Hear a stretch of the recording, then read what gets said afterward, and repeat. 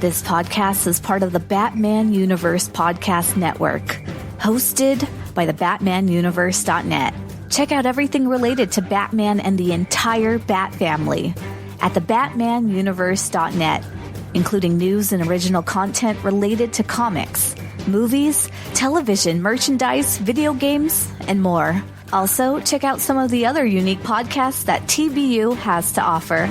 Consider supporting this podcast by becoming a patron on Patreon. Even $1 can go a long way in supporting this content that you enjoy. Look for a link over at the BatmanUniverse.net to offer your support now. And now, on with the show. In 2008, a podcast was created with one goal: to bring Bat fans around the world news related to movies, comics, video games, television, merchandise, and so much more. And now, the Batman Universe Podcast has returned. Hello everyone, welcome to the latest episode of the TBU Podcast. I'm Dustin, and joining me today is BJ and Otto. And today we're kind of doing like a news update. It's a combination of a bunch of different stuff that has released or been announced over the past couple of weeks. Some of this a little bit further back than others. But we have kind of a mixed bag of different topics of things to talk about, all kind of current events. And we also have a special thing that I don't know that we would have ever thought that we would have had, but we have an exclusive interview that we're going to have later in the episode with the Carver brothers, who were just they were the twin brothers who were Penguin's henchmen in the Batman. Scott was able to talk to them last week, and in the process, we have the interview recorded, so we're going to have that later in the episode. But first, one of the things I'm going to talk about is this was at the end of April. It was announced that Batwoman, after 3 seasons, has been canceled at the CW. Now, interestingly, I will say this as a full disclosure to anybody who's listening. None of us here on this podcast have watched Batwoman. I did watch, I want to say the first, I know I watched the pilot, and I know I watched the Batwoman, well, the crossover that involved Batwoman, like kind of like the backdoor pilot for Batwoman. But that's about it. I told myself I was going to go back and watch the series once it was all released, and I just never did. Now that the entire series is released, maybe I will go back and eventually we'll do a recap of the entire series. But let's just say some of the choices that they chose to make in the first season strayed a little bit away from the comics. And one of the reasons I had any interest in this was because I was thinking, oh, maybe this will be more true to the comics than Gotham, because after Gotham came out and that show was abysmal as far as the overall quality and the connections to the comics and all of that, I was kind of worn out and really hoping for something new. And Batwoman was kind of my hope that something good could happen with the Bat characters, the Batman universe. And early on, it didn't really seem like that was going to happen. It seemed like they were taking the same formula that a lot of the Arrowverse shows had and applying it to just a new group of characters that conveniently wore a bat on their chest. Now, that's not to say that there wasn't and there hasn't been things that are interesting that have come out of the show. There has been some stuff that's been pretty cool. They have done a pretty good job of including a number of characters from the comics, but then there's plenty of characters that they've created just for the sake of the show. Obviously, there was a huge controversy, which we talked about earlier, or I should say late last year. We talked about the controversy of Ruby Rose leaving the series and being replaced, and instead of recasting her right away when she left the series, they chose to go a different route and recast the character of Batwoman, but as a completely new character of Ryan Wilder. And regardless of your feelings on that, my immediate take on that was, what's the point of a Batwoman show if you're not using actually Batwoman? It's like saying, let's do a show about Batman with Bruce Wayne, but we're going to replace him with John Doe. It doesn't, there's no point. You don't have that connection to the source material, and that's why I didn't really care to get back into the show or to pick up the show after Kate Kane was no longer Batwoman, just because it wasn't the comic version of the character. That's not to say that the actress who played Ryan Wilder, Batwoman, did a bad job. Of what I've seen, she did a great, she did a good job of doing what she needed to do. I don't think after the recast, the show was really having a good direction, because I don't think that was ever the intent of, like, the intent was always setting it up to follow Kate Kane.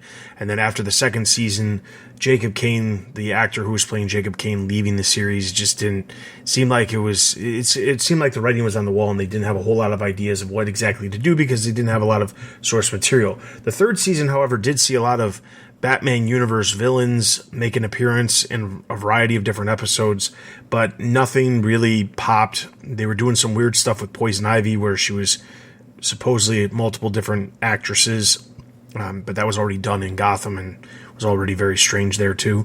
So, needless to say, I'm not super surprised that Batwoman was canceled, but it's more when you dive into the reasonings behind it. That's really what's more interesting. It has very little to do with the ratings or a lot of that, and I'll get into that in a second. But do you guys have any comments on the idea, or not the idea, but the announcement that Batwoman was being canceled? I wasn't surprised when I saw it. Same with Legends of Tomorrow, that got canceled too. That wasn't much of a shock. The shocker was that Legends of Tomorrow went for 7 seasons.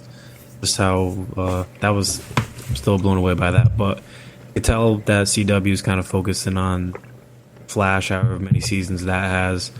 That's kind of running on its last legs, no pun intended. But Superman and Lois is kind of a hit. That I like that show. It's pretty good. And Stargirl, I really like Stargirl. So I think that's their focus, those 3 shows. Yeah, I'm not surprised either that it was canceled, and I totally agree with BJ. I think the true miracle is that Legends of Tomorrow went for 7 seasons, but Batwoman, aside from whatever their feelings might be about the quality of the show itself, and I think there's definitely room for like genuine debate on like how good it is. The show itself, from a production standpoint, seemed to be falling apart, as you just laid out, Dustin, and I think we should also probably mention that, and Dustin, you probably know more about this than I would. The acquisition, I don't know if there was an acquisition of or something with Warner Brothers, and so a lot of the TV shows are going to be shifted over, I think, to HBO. Is that correct? Yeah. So the gist behind what's going on. There was an article, a really good article on the Hollywood Reporter. We'll have a link to the article in the episode description if you guys are interested. But there was a article that came out that said, if you're mad about the CW cancellations, blame streaming, but also its unusual corporate structure.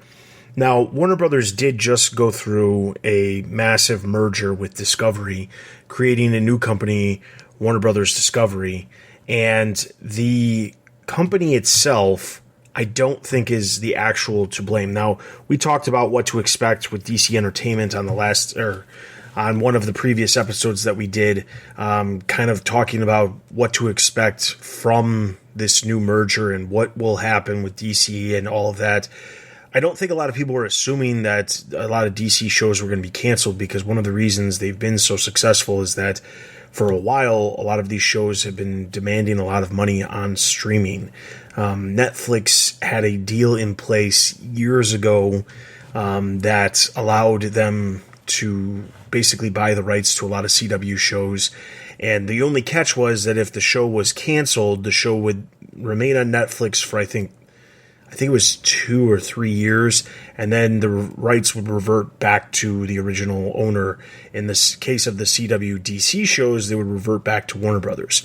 Now, a couple years back, this was before Batwoman, the first season of Batwoman released. This would have been like late 2019.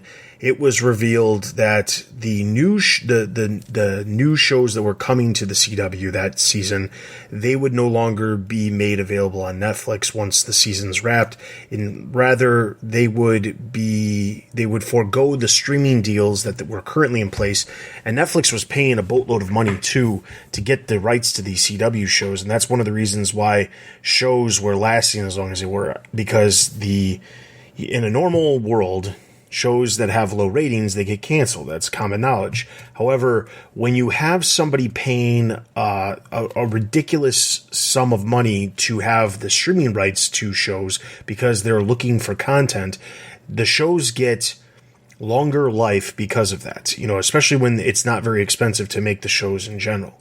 If you watch, I guess the best way to put this is if you watch early episodes of The Flash, you can see the CG was a little rough, and then at one point after the Netflix deal happened, the CG kind of got better. You could see that they were spending a little bit more money on the CG. And then over time, it just, it stayed, and it didn't really get better with the times. It didn't get better while technology got better. It just kind of stayed where it was because they were content with spending that amount of money. Anyway, Netflix, the deal in 2019 was all the new shows, including Batwoman, were now going to no longer be licensed to Netflix. Rather, they were going to be wholly staying at their parent company. So, for example, Batwoman would stay with Warner Brothers. Warner Brothers would use it to put on their own streaming service, HBO Max. Now, the CW is a unique network because it's co-owned by not only Warner Brothers, but also CBS Studios, also Paramount. Well, their parent company is Paramount. There's shows that CBS Studios creates for the CW, and then they would own those, and then those shows would end up over on Paramount Plus. So the idea was, instead of licensing these shows out to other providers like Netflix or Amazon or whoever, they would stay in-house, and they would allow the content producers and the distributors to actually have the rights to their shows to keep them on their own streaming networks. And in principle, it's a good idea, because if the Arrowverse shows, Netflix was willing to pay as much money as they were, you know that Netflix is clearly getting people to watch those shows on their network. Hence, the new shows come out, and then people would then be flocking to the new streaming services to watch them as well. However, the larger problem is that once you don't have that extra money coming in from an outside source because of licensing, then it becomes, is the cost worth the larger concern? Essentially, if the show's not making enough off of ads while it's on its first run on CW, and then it's not making that extra money in the streaming license, then there's no real reason to keep it around. Now, that said, Legends is an exception, because Legends was on Netflix, and it would remain on Netflix as long as they were producing new series or new seasons of the series. So that wouldn't have changed. But the problem is that I think there was another issue, which in the article, it talks about how Warner Brothers did not want to continue to lease the space up in Vancouver for these shows, because there was a lot of stuff happening potentially because of the merger. And one of the things that was very costly was renting the space to actually film these shows. And when you put it in comparison to how much money they were making, I think they're cutting their losses. Because the other problem is, and this is a very long-winded, obviously, answer, I apologize for that, but the CW is in the middle of like a kind of an identity crisis, in the sense of, for the longest time, it was a joint venture between CBS and Warner Brothers, and now it's a joint venture still between Warner Brothers Discovery and Paramount. But it was made known last year that the CW is looking for a buyer. Warner Brothers is looking to get out of the CW, so is Paramount.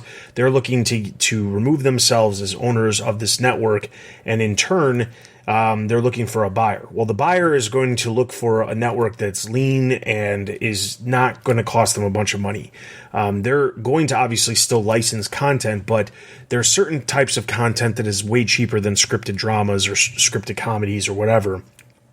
Unscripted content is always going to be cheaper to produce, and there's content that you could license cheaper than it is to actually license original content specifically created for the network. So, for example, there's a couple of shows from the European market that were licensed for the summer season here in the United States for the CW, and those did pretty well for, considering they're on in the summer. But it's a lot cheaper to do that because they have a first run somewhere else. And I don't think that Warner Brothers is as concerned about the amount of content that they have on the CW. Obviously, they don't want to completely rip everything away from the CW because they still want to be able to sell it off. And there is a potential buyer in place, but they also they're not making a lot of money off of these shows to begin with. So I think that if they weren't rated very high, it doesn't make the time slot worth it, especially for a potential new owner to sit there and be like, why are we keeping this on? We're not getting any money from these shows streaming, so what's the point of this? So I think that was the main reason as to why this all happened, was because CW is looking to sell, and when they sell, they need slots that are making either they're getting really good ratings, which is one of the reasons why The Flash somehow managed to save itself from the cancellation, is because despite it being around it'll be going into its 9th season next year, despite that show getting a renewal, and a lot of people wondering how it's gotten renewals as long as it has, because the quality of the show is nowhere near as what it used to be. That show is still rated very highly amongst all of the shows that they have on the network. So they can keep that show on there, and then the shows that are cost similar to make but have extremely lower ratings, they can remove those, put in a much cheaper product that could potentially get the exact same ratings. And if that's the case, it's saving the potential new owner some money. So I think that's what they're doing, is just trying to put the lipstick on the pig, as we say, for the network, and make that network look nice and bright before the new owners come to check it out. So yeah, and I think also, I think it's great to hear all that, and it's very informative, I think, for myself and for the listeners. But just, as a fan hearing that, I think one thing that it makes me think of is that, and I don't mean to sound judgmental towards all the people who enjoy the CW shows, because I know that there's a big fan base for that. But I think there are certain people like myself, I guess, who are kind of burnt out by some of the CW shows, specifically the way they handle character arcs, writing. There's a sort of there's a sort of homogenous nature to it, and also I would say also a lack of emotional maturity in terms of how certain storylines are handled. And I think, or I suspect as a fan, that this might lead to better superhero-related shows coming from HBO. At least that's what I hope in the future, because I think they can get away from some of the pitfalls in tone and writing that the CW has had with their shows. Yeah, if they're more on HBO Max, I assume that they won't be doing 22 episode seasons, and that's where a lot of the competitive storylines come in, when it's is Barry fast enough again against another random speedster and stuff like that. It's funny because when I watched that show, every episode would start with him saying, "I'm the fastest man alive," and then you find out there's someone faster in that episode.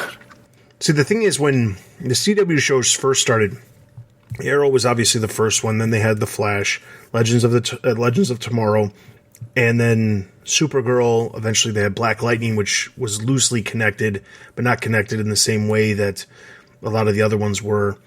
We eventually had Batwoman. We had Superman and Lois. We have Naomi. Now, out of all of those shows, Arrow ended its run.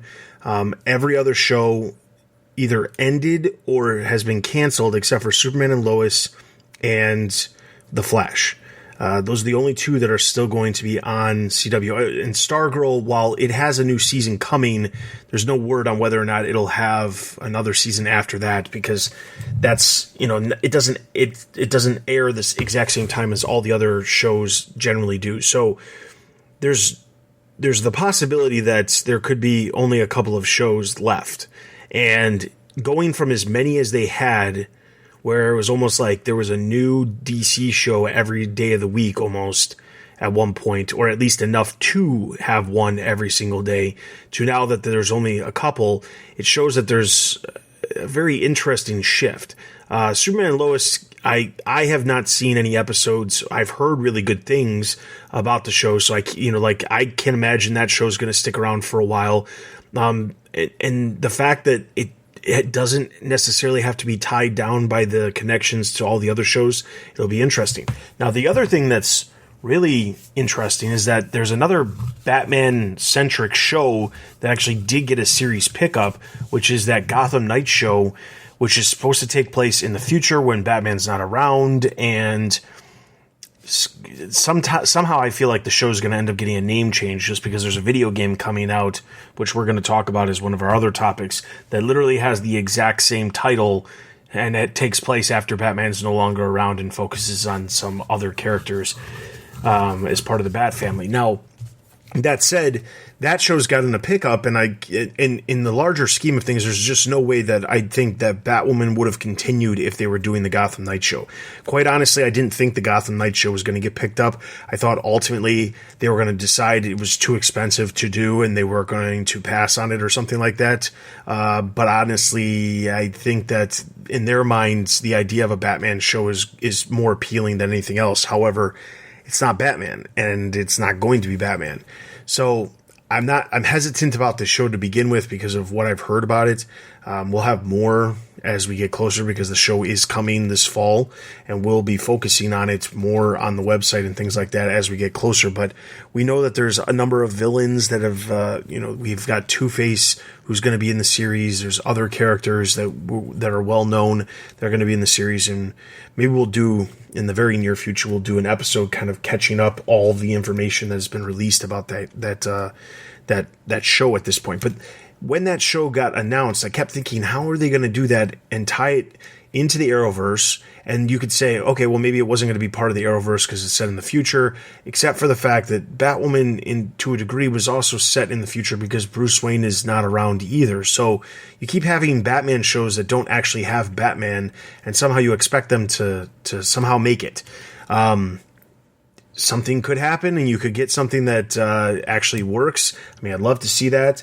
I don't think that's going to happen until we get the Colin Farrell Penguin series on HBO Max, or whatever the other series that they're developing for HBO Max for the Batman and Matt Reeves universe, because I don't know that it can work unless it's done in a really high-end way, and I don't think they're going to put the money towards something like that on the CW. It's just every time you think they're going to put money towards something, you get like this glimpse of hope, and then the next episode you're like, oh, they're never leaving this one set. So, that's just what ends up happening. Yeah, I think a really smart approach would be to sort of copy a little bit of what Marvel has done with these miniseries that they're doing.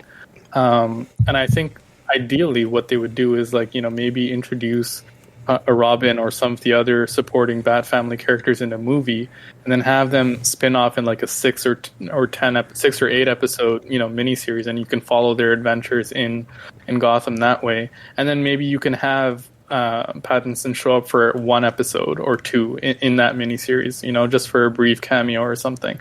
I think that's the way to do it and really build out the Gotham universe, because specifically the Batman universe on TV, because while I think you can do a different TV Batman from the movie Batman, I think the success critically of the film Batman just kind of, I think, indicates to me that there's an appetite to see more of that universe.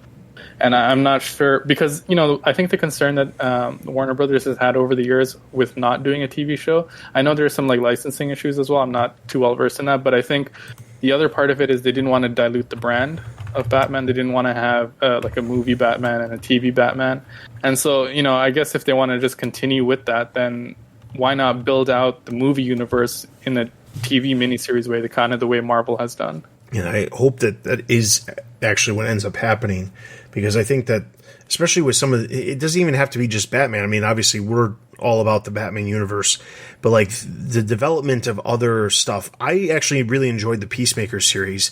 And I will say, leaving the Suicide Squad film, Peacemaker, knowing that there was going to be a Peacemaker series, other than just being a general fan of John Cena's work, I was looking forward to it, but I didn't really know what to expect after I left that film, and I think they did a great job doing what they did with that series. I thought it was really well done and showed that you could do something within the DC universe that expands something as small as a character that I don't think anybody had heard of before promotional stuff started for the Suicide Squad film.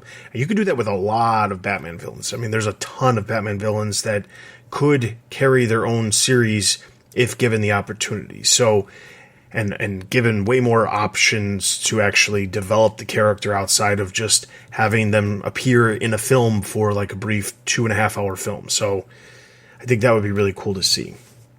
All right, so before we get into our other topic of news, I'm going to pass it over to Scott. As I mentioned earlier, we were given the opportunity to interview Max and Charlie Carver. They played the twin brothers who were in the Batman film. They worked as the bouncers, I guess, in front of the Iceberg Lounge, and they were not only in the film, but they also were on set with Robert Pattinson, interacted with him. So Scott had the opportunity to talk to them, so let's throw it over to Scott. This is Scott with the Batman Universe podcast, and today I have the pleasure of chatting with Charlie and Max Carver, who have appeared in dozens of TV shows and films, including Desperate Housewives, Teen Wolf, The Leftovers, and today's topic, The Batman. Woohoo! And to start things off, how was your experience on the set of The Batman? What was the shoot like? I mean, it really was a childhood dream come true to be a part of a project, a big action movie of this scale, but especially the Batman. We've been longtime Batman fans.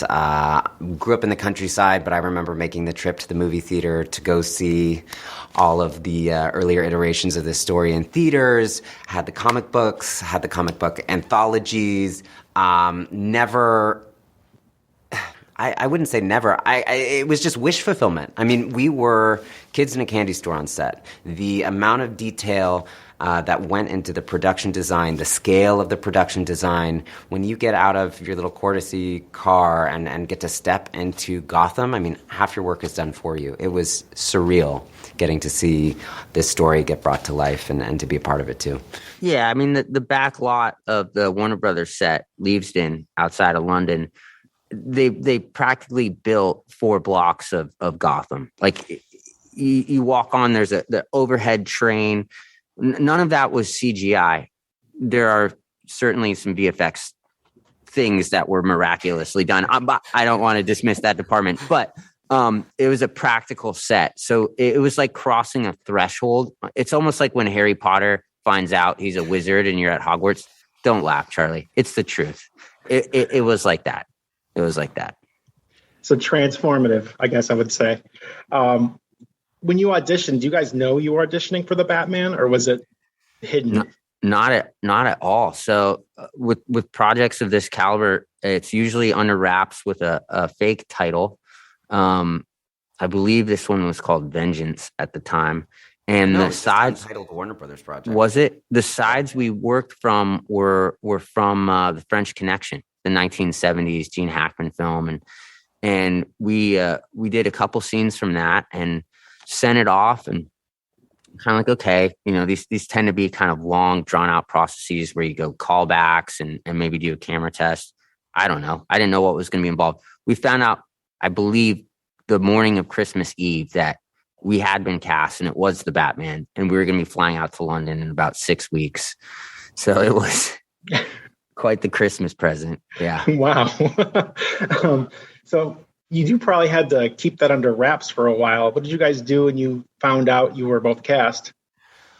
I mean, we kept it under wraps as best we could, which was, we did a pretty good job. I don't think very many people knew. We were even late to tell our mom, just in case she got excited and ran to the local paper.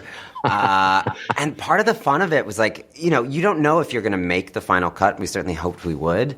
But the thrill, like imagining a future where some of our old friends who were scattered across the country who weren't aware in advance, going into the cinema and seeing us pop up in this world. It was just, that's, I think, part of what motivated our secret keeping. It was like, it's going to be such a good surprise. Yeah. Now that we've heard news of HBO Max spinoff shows and a sequel forthcoming, have you heard any buzz about the twins returning to Gotham in any capacity? Well, I wish we could speak to that. I will say that what I am excited about with Matt at the helm is he is so well versed in this mythology, and to have a kind of a Matt Reeves universe or a Matt Reeves take on the entire world of the Batman. I think we saw it in the film. There's so much to explore. I believe even Bloodhaven is mentioned, and I'm just thrilled as a fan of the comics and a fan of the series. And on behalf of fans everywhere, I'm just stoked for you guys. I'm like, dude, you guys won the lottery, man. I can't wait. I'm so stoked for everyone who's been a fan of Batman. But I can't speak to any of the other stuff because I was told I can't. Okay. All right. Well, it looks like that's all the time I have. Well, thank you guys for chatting with me, and it was a real pleasure. And look forward to seeing what comes next. So am I. In the meantime, DVD comes out May 24th. Wrong. Blu-ray, son. 4K HD Blu-ray. Ultra. You want that cinematic experience at home? Bam. You just got it. All right, so hopefully you guys enjoyed that interview. It was a unique opportunity for us to have. Hopefully we'll have some more stuff like that in the future. If there's, I guess, somebody you guys would love to hear us interview, let us know. We can't always promise that we're going to be able to interview every person that you're going to suggest, but we can definitely see if we can try. In the meantime, there are plenty of other things that we need to discuss because there's a lot of stuff that's happening in the world of Batman. Another thing that just released actually last week that we briefly mentioned on the last episode, knowing that it was going to come out, was there was an announcement that something was going to release last Tuesday from Gotham Knights, the new video game, and they ended up releasing a 13.5-minute gameplay walkthrough featuring Nightwing and Red Hood, focusing on some of the game mechanics, focusing on some of the storyline elements. They showed off the Belfry, which is going to be the base of operations for the team. There's a couple of things that, as a former gamer, I will say, because while I have a PlayStation 5, I can barely find the time to ever play it. I just don't, unfortunately, have the time to play. I wish I did. When this game comes out, I would definitely be interested in playing, because the last game that I played pretty far through but never got to 100% was Batman Arkham Knight, and that was specifically just because I got tired of trying to do some of those riddles and trying to figure out every single one. But the previous Arkham games, I did get 100%, and I absolutely loved them. And I'm looking forward to this game because I know to a degree it's going to be not the same, but very similar, where it's Bat family characters and there's going to be villains. We know the Court of Owls is going to be they're going to be playing a very big role in the game itself. There's going to be some mysteries to uncover. So I'm looking forward to this game, and I'm looking forward to playing it. A couple of the big announcements that came out outside of the video that we'll talk about here in a second is the game is only coming out for next-gen consoles and PC, which means it will only be available on the latest Xbox and the latest PlayStation, as well as PC. It was previously coming out on the PlayStation 4 and the previous Xbox, but they have decided they're going to focus solely on the next-gen consoles, just because by the time the game comes out in October, it'll have been almost 2 years since the next-gen consoles have actually released. That way they can spend a little bit more time on the actual game and less on trying to make sure that it works on the older systems. So unfortunately, if you have one of the older systems, you're going to have to end up picking up one of the new consoles in order to play it, or play it on PC. So that was one of the first things. Another thing that they said was there was some hope. I would say rumor, but I don't even know if it was an actual rumor. There was some hope that potentially, because there is 4 playable characters, there would be the opportunity to have all 4 played at the same time. So you could have 4 people playing, and you could have each one pick a member of the Bat family. Turns out that is not happening, and it's specifically because even in what it appears, at least from the gameplay walkthrough, is that even in the situations where you are working alongside somebody, you'll only ever have two of you together at one time. They specifically said that there is not going to be any 4-player co-op. They're doing 2-player co-op, and that's what they're focusing on.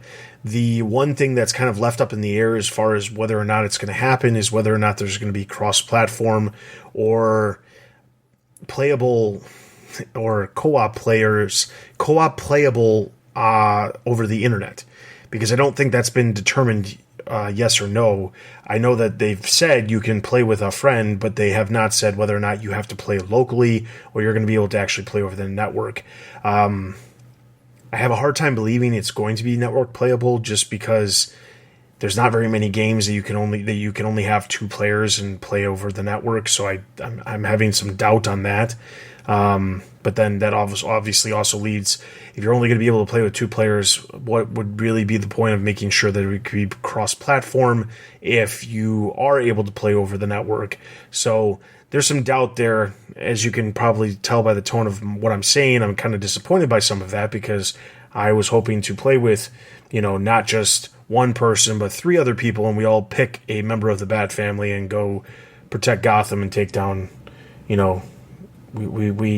enact vengeance across Gotham City, as they say.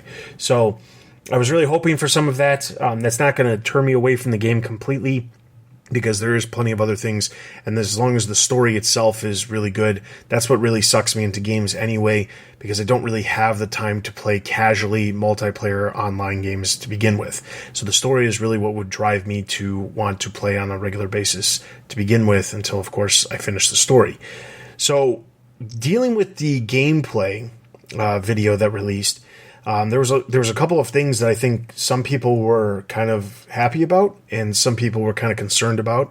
One of the things that I saw some people concerned about is that, and it was funny because as I was watching the video in preparation for this, I caught a comment that the game director made that I saw in a tweet, and I thought the tweet was just a remark on it, but they were making a comment about how Nightwing was ping-ponging around, and the game director actually said Nightwing is very acrobatic and he ping-pongs around, and I thought to myself, that's a very strange way of putting it.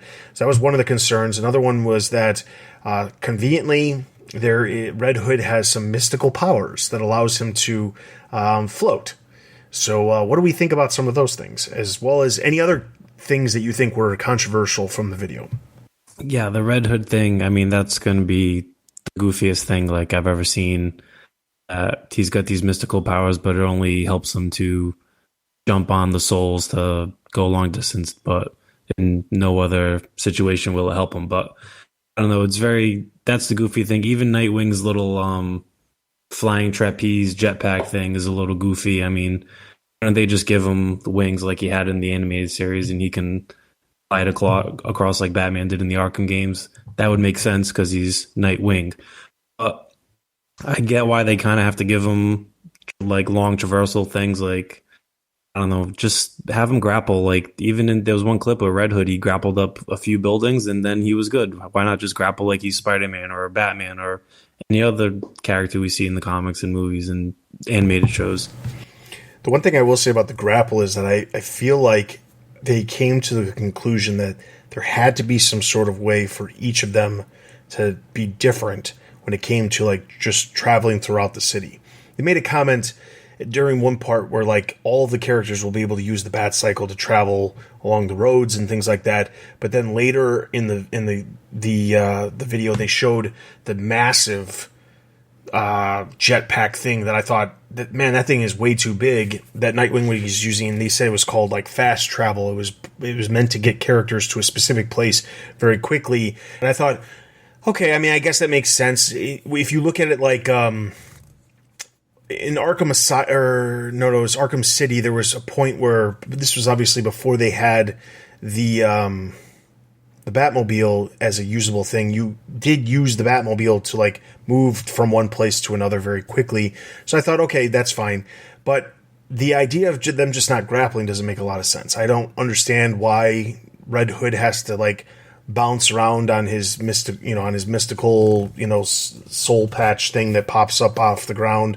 I don't understand why Nightwing has to use that trapeze jetpack thing. I don't understand that.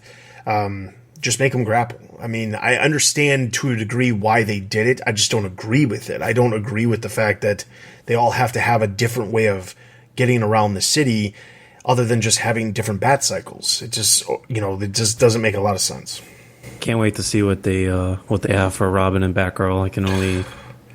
My imagination will run wild on that. For Batgirl, she'll probably travel through the internet or something. Oh no! Yeah. Oh, she's got what is it? I don't know. I can't remember the name of it because I'm not a super huge fan. But the device that Star Trek uses, where they're like particle, and then they teleport. Beam her up. Yeah, they beam her over to wherever she needs to go as her like fast travel mode. And then Robin, maybe he actually rides a giant robin, A giant bird. I'm still. I mean, I watched the video. I'm still interested in playing the game. But as you know, just with Dustin, I'm someone who typically doesn't have a lot of time. I was just on the Discord server a few months ago talking about how I'm finally playing Arkham Knight for the first time, and this is in like 2021. So I'll probably buy this game when it's on like 50% off or something like that. But there are some things that I was a bit concerned about. Obviously, the stuff that you all mentioned, the unique stuff, and I think that ties into the really extreme focus that this game has had on marketing cosmetics early on.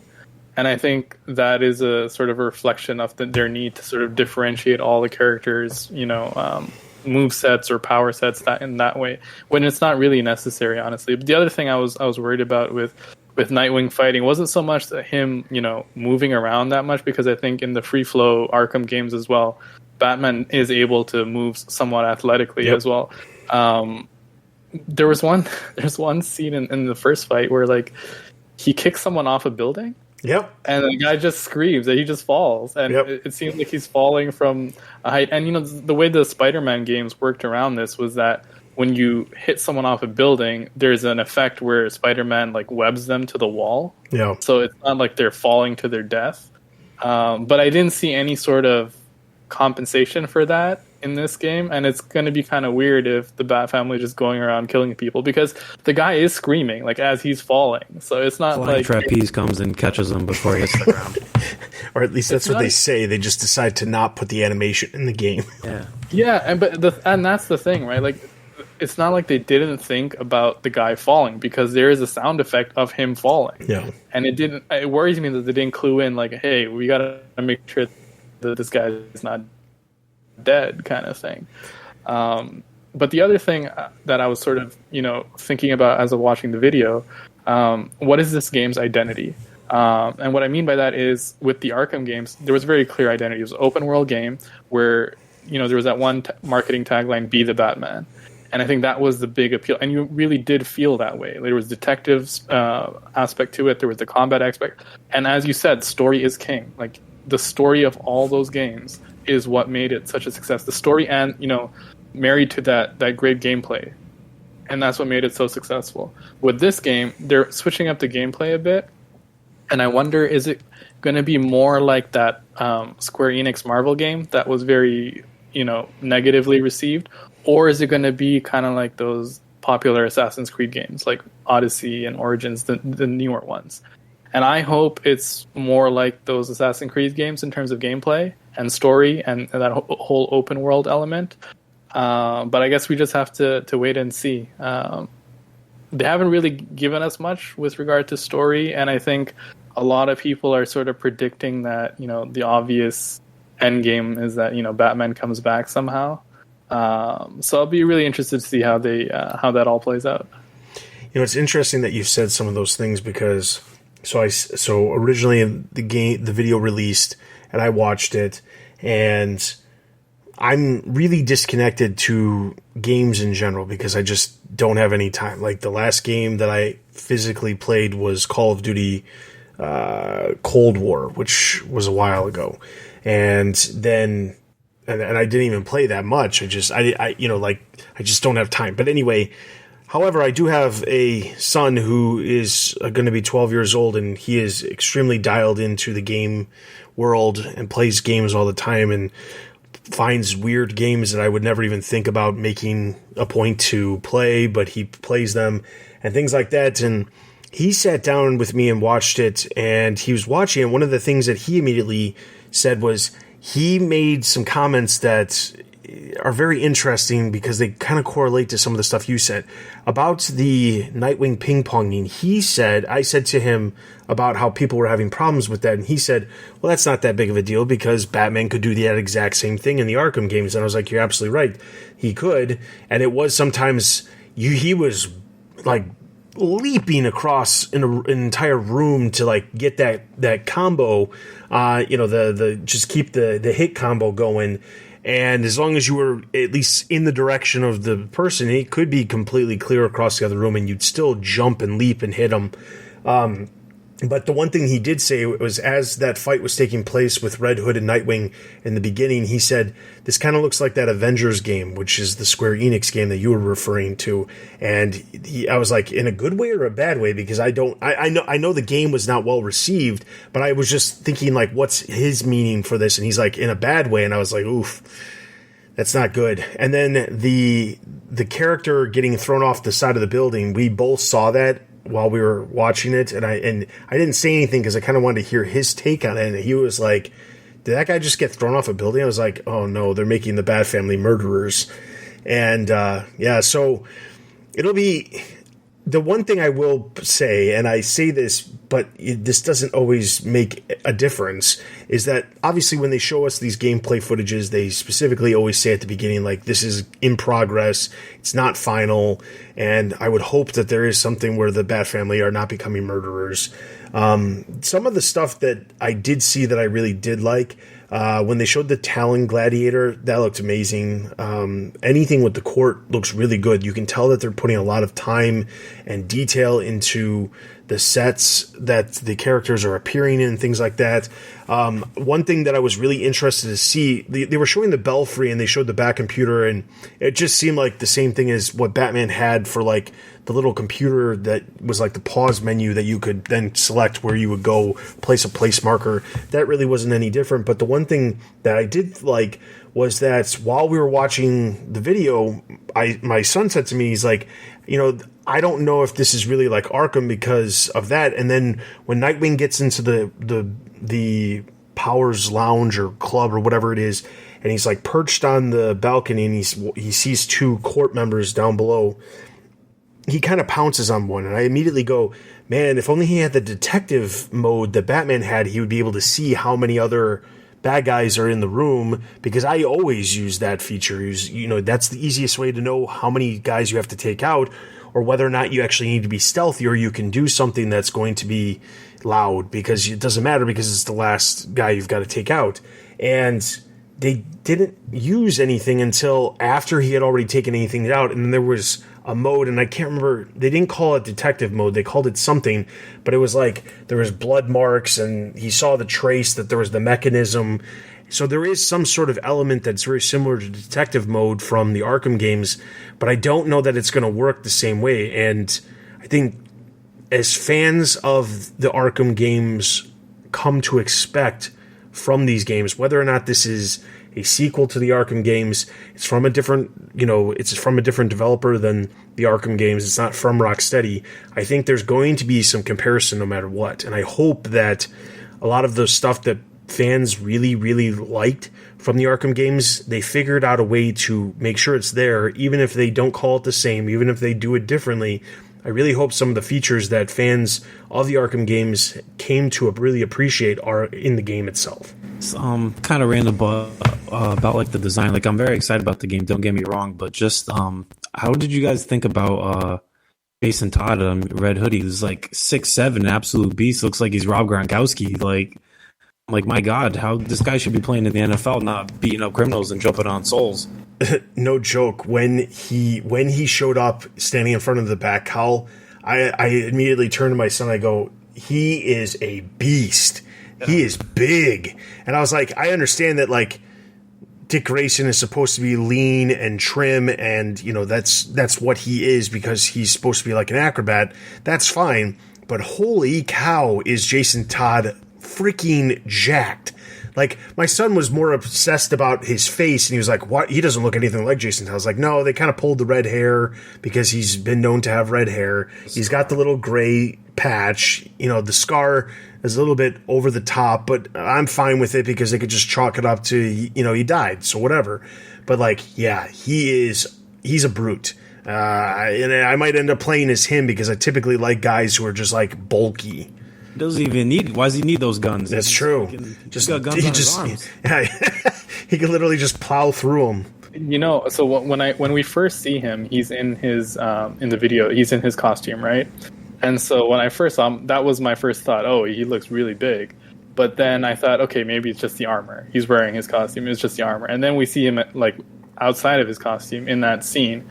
And my thought was exactly what you all are thinking. I was like, this guy looks like a defensive end in the NFL or something like that. And I thought it was strange to just, like, you know, you're talking about his face. Facially, he actually looks older than Dick Grayson, I thought, which was a very interesting choice. I don't think he's ever Jason Todd in any medium, comics or games or TV, whatever. I don't think he's ever been sort of drawn visually as that much bigger and looking older than Dick Grayson, which, I mean, that's something new. And it's funny you mentioned, you know, the guns on his arm. I was going to mention so there's these special moves that all the characters have in the game. And, you know, one of the special sort of moves for Jason is using the guns that he has, and they're supposedly like non-lethal rounds or whatever. I noticed that the visual effects of him using the guns were less pronounced than him actually just using his fists. So you might be right that it might be easier for him to just, you know, use his fist and just pummel thugs instead of using the gun. There's a funny scene. There was a funny spot in, I think it was the second fight scene, the one that takes place down on the street. He takes the gun and he like throws it at somebody's head. I thought that was hilarious. I was like, instead of a batarang, he just chucks his gun at his head. And in the chase scene, he kicks so he's going after this van on a cycle. So he jumps off the cycle, gets in the van, gets the henchman out of the van. And he's in control of the van. He can just hit the brakes, but he decides to like crash it in the most spectacular way possible. It's very, very funny. All right. Well, either way, it'll still be interesting to see. We've still got some time, obviously, before the game actually releases. And when it does, we'll be talking about it. Well, I'm sure we'll be talking about it more before it actually does release, because there's bound to be a gameplay walkthrough showcasing Batgirl and Tim Drake. And for those few people out there that really appreciated that shipper from Arkham Knight, maybe they'll you know, get they'll get a no, I don't even want to go there. I'm just going to leave it alone because I think that was a dumb shipper. Anyway, that said, that's going to wrap up this episode. Hopefully you guys enjoyed our discussion on Batwoman and the Gotham Knights, and enjoyed our exclusive interview that Scott was able to put together. That all being said, be sure to check out our website, thebatmanuniverse.net, for all kinds of news and original content and other podcasts related to movies, TV, merchandise, video games, comics, and everything else related to the Bat fandom. Also, be sure to check out us on social media. We're on Twitter, Facebook, Instagram. We have a Discord. We're on YouTube, obviously. You can find links to all of our social channels over on the website at the top of the page. In addition to that, if you have an idea for a specific article, or if you have an idea for a specific episode that you'd like us to do, be sure to shoot us an email or at tbu@thebatmanuniverse.net, or you can leave a comment wherever you are listening to this podcast, and we will consider that for a future episode. I do want to get to our Riddler, the animated Riddler, here in the next couple of weeks, so hopefully we'll be doing that. And then we've got a couple of other things that we've got planned as well. So, and if, I guess I'll throw this out there, if you are someone who has a Batman channel somewhere else, you either have a podcast or a YouTube channel or something like that, and you want to do a collab, we're all for having all kinds of different topics to discuss. There's all kinds of different facets of Batman, and we'd love to have you guys join us on the TVU podcast to discuss your specialty that you like of the Batman universe. Outside of that, if you are interested in supporting the podcast, there's a bunch of different ways you can do it, as well as supporting the website. Be sure to check out our website. There is a spot called Support TBU. You can become a Patreon supporter. There's also affiliate links that you can use, and there's also a bunch of other things that you could do that could help support the podcast as well. With all of that being said, for BJ Ottle and myself, thank you so much for listening to this episode of the TBU podcast. We will see you guys next time.